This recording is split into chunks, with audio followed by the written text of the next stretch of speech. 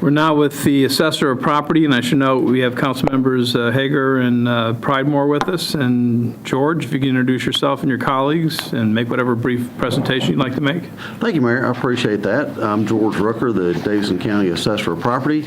To my left, I have David Diaz-Barriga, who's the manager of our administrative division, and Jimmy Clary, who's our chief deputy, and to my right, Jimmy Clary, who's chief deputy and director of operations. We've had a busy year in the assessor's office. We've had a good year. I want to thank our staff for doing a great job and for their dedication and their commitment to getting the work done and getting it done right. And they've done a wonderful job. We've had 6 professional designations awarded to staff members this year, which I believe puts us in the lead in Tennessee in the number of professionally designated staff members, appraisal staff members that own staff of any assessor's office in the state. So I'm happy about that. We've obviously had a lot of great things happening in Nashville. You guys know that. You guys created a lot of that, and we appreciate all the hard work everybody's done to really promote the city. But we've got a lot of new construction that is taking place, and it's keeping our staff members busy out picking up and measuring and listing new construction and getting it on the assessment roll. We were able to complete the 2014 assessment rolls on time, and we were able to stay on schedule with our 2017 reappraisal program, and that's moving along very well. And all that's being done at a time when our staff members are spending a lot of time just trying to stay caught up with the new work that's coming to us as a result of Nashville just being a great place to do business right now. And just to give you some sense of what I'm talking about there, just when you go back and compare what was going on right after the Great Recession in 2011, and just a few key indicators that we look at in our world. In 2011, we had 2,956 building permits that we needed to review that year. In 2015, we've had 5,676. That's a 92% increase in just the number of building permits. When you actually look at new buildings, and I'm not talking about additions or demolitions or just brand new buildings, in 2011, we had 1,019. This year, we've had 2,357. That's a 131% increase. When you look at the number of new parcels created back in 11, we had 381 new parcels created for the entire year. In 2015, we've got 2,563. That's a 572% increase. New businesses in 2011, we took 1,099 businesses off the tax roll because they went out of business. So we had a net loss of 1,099 businesses in 11. In 15, we've got a net gain of 1,607. So that's a 246% increase. And then just the value of new construction that we're going to pick up and put on the assessment roll this year. Back in 11, we lost almost 0.5% of value on the assessment roll in 2011. And this year, we'll pick up a nearly 2% increase in value, which is going to add $13 million of additional revenue to the coffers of the metropolitan government that's going to be generated from new construction, and that's a 544% increase over 2011. So things are looking great. Things are looking up, and I think we all feel good about that.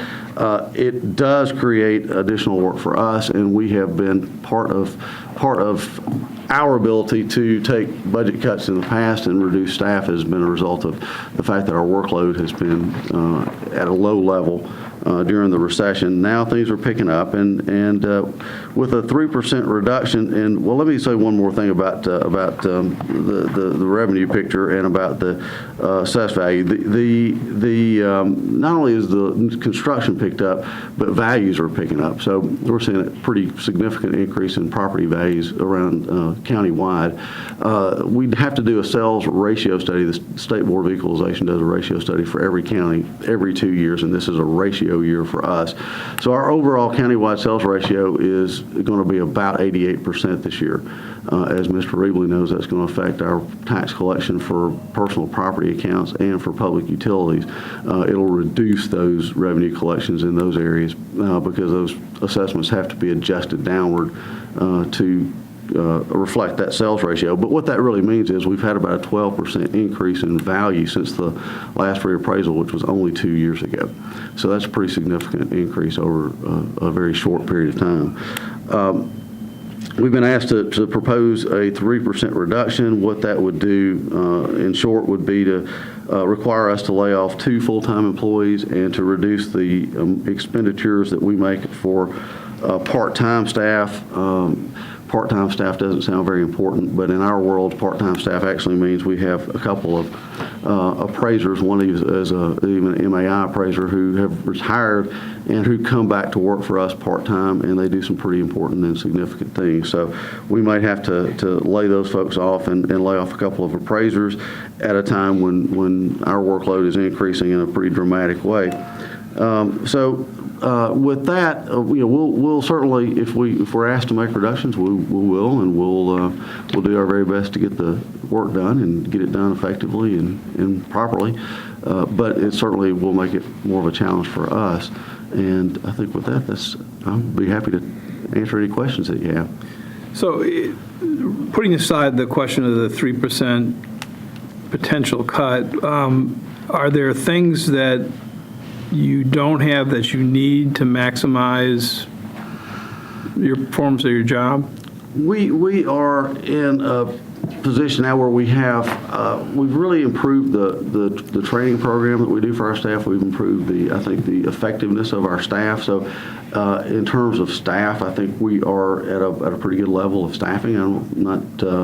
Don't believe we're going to be requesting any new staff. We are in a situation where we need to look forward and think about the software that we're using. Some of those type tools need to be updated. They're all pretty old, and we just need to look at it. And we're in the process of evaluating that now. But that would certainly be something we may want to bring forward in the future.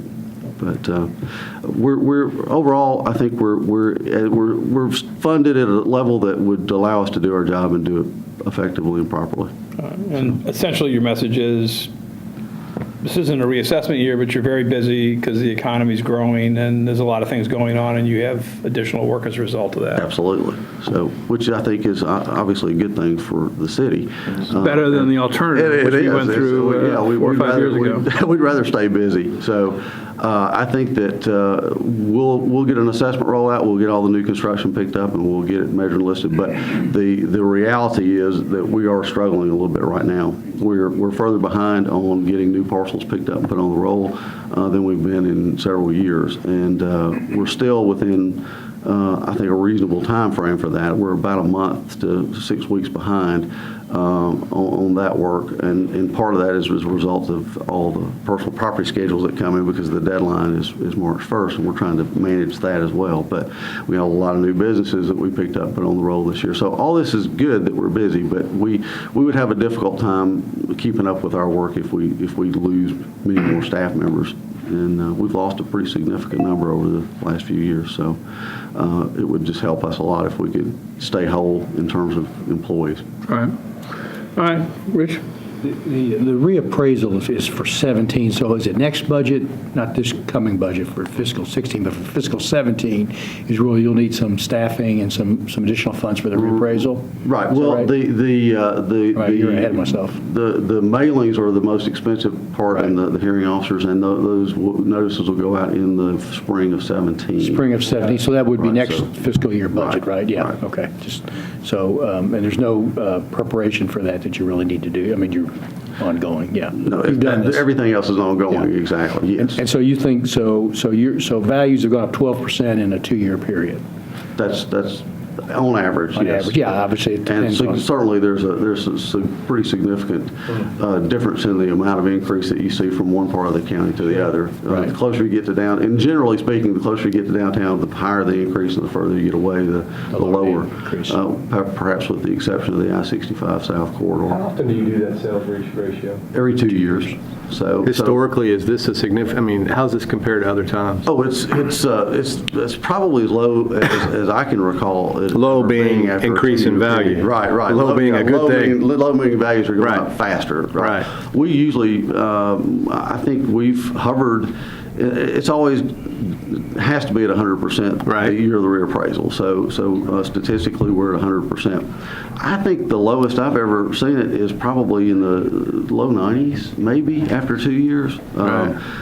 Typically, it's going to be somewhere in the high 90s, Right.